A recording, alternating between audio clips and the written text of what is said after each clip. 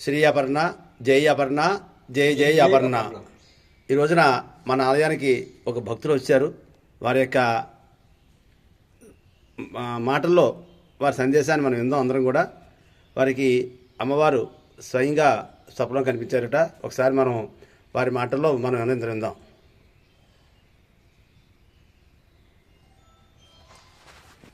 శ్రీ అపర్ణ, జై అపర్ణ, జై జై అపర్ణ. నా పేరు తల్లాపరేడ వెంకటకృష్ణ మోహన్ రావు. మా స్వగ్రం ఏలూరు. ఇటీవల కాలంలో నేను దేవాదాయ శాఖలో పనిచేసి రిటైర్మెంట్ పొందాను. తదుపరి ఆ తల్లి కృపా కటాక్షం వలన నా జీవితంలో రిటైర్మెంట్ అయిన తర్వాత ఇంతవరకు ఇన్ని దేవాలయాల్లో పనిచేసినా కూడా ఇటువంటి స్వయంభూ క్షేత్రమైన శ్రీ అపర్ణాదేవి యొక్క ఆలయం ఉన్నట్లుగా నాకు గోచరం అవ్వలేదు.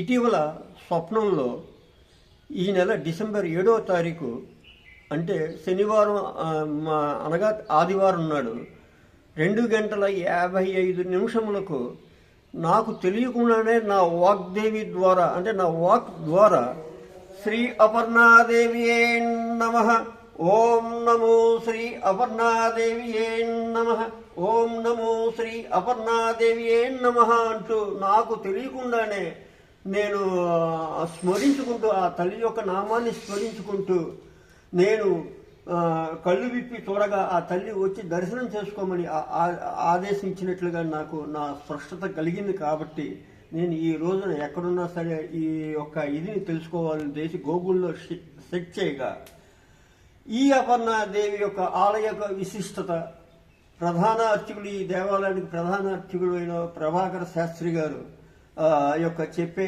యొక్క ప్రవచనం, ఆ తల్లి యొక్క మహత్యము, ఈ యొక్క దేవాలయ అభివృద్ధి యొక్క తీరుదెన్నులు, భక్తులకు సౌకర్యాల గురించి తెలుసుకోగా నేను తన్మయత్వం చెంది ఏమైనా సరే ఆ తల్లిని దర్శించుకోవాలనే తపనతో, ఆశతో, కడు శ్రద్ధతో నేను ఈ రోజున అతివ్యయ ప్రయాసాలతో వచ్చి ఆ తల్లి యొక్క దర్శనం చేసుకున్నాను.